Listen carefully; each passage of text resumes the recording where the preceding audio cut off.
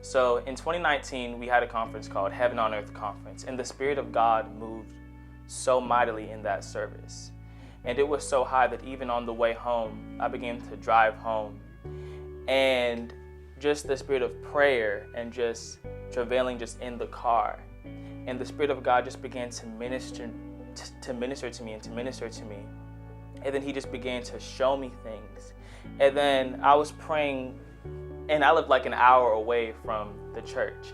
And I just prayed the whole way there. And the Spirit of God was so tangible and so weighty within the car that I had to, like, as soon as I got off the exit to go home, I had to get out of the car.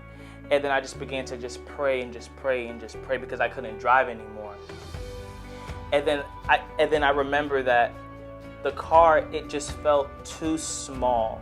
Like my spirit man was elevating, and the car felt too small to hold me or to hold the glory of God within the car.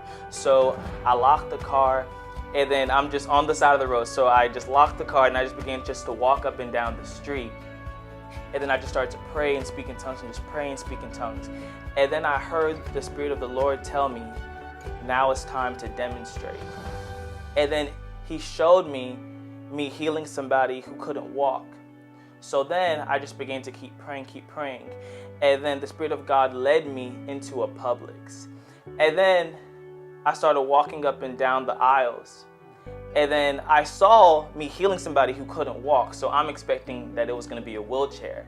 So I kept going up and down the aisle, and I didn't see anybody. So I'm just like, okay, God, I'm praying. You got me in here like really praying. And then I believe that you want me to heal somebody because you told me now it's time to demonstrate. And then I was walking up and down, and then I finally saw a woman. She was a Caucasian woman. She was an older lady. And then she had a cane. And then I went back, and then I'm just like, and it was like, that's her. So then I asked the lady, why she couldn't walk. She said she was having back problems, and that's why she had the cane and she couldn't walk. And then I asked her, ma'am, do you want to be healed? And then she said yes. And then I asked her, may I pray with her? And then she said yes. And then I laid my hand on her back because that's what she said the pain was hurting. And then I just began to pray healing and declare healing over her body.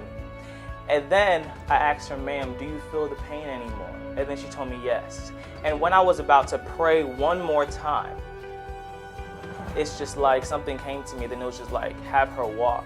So I said, ma'am, can you walk up and down the aisle? Now keep in mind, she doesn't know who I am. And I'm just a complete stranger. But I believe that the Spirit of God was really speaking to me. So I told her, ma'am, just walk up and down the aisle.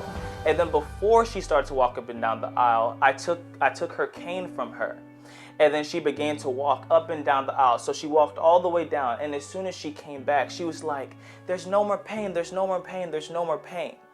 And I was just freaking out, saying like, God, you did it, God, you did it, God, you did it. And one of the things that really pointed out to me was that God wanted to heal her. And she didn't get healed in a church building. She didn't get healed in a service. She got healed in Publix. So that shows me that God will generally meet you where you're at for you to get your deliverance. The Bible says that he's always knocking at the door, and it's not a physical door, but it's the door of our hearts. He wants to show himself known. He wants to manifest. You know what I mean? And one of the other things that really pointed out to me was she only got her deliverance when she got away of her comfortability, when she took away the cane, the thing that she was holding on for stability. But God is the stability that she needed for her to get that miracle. My encouragement to every young adult or to everyone in general is to relinquish your comfortability for true stability. And that true stability can only be found in Jesus Christ. God bless.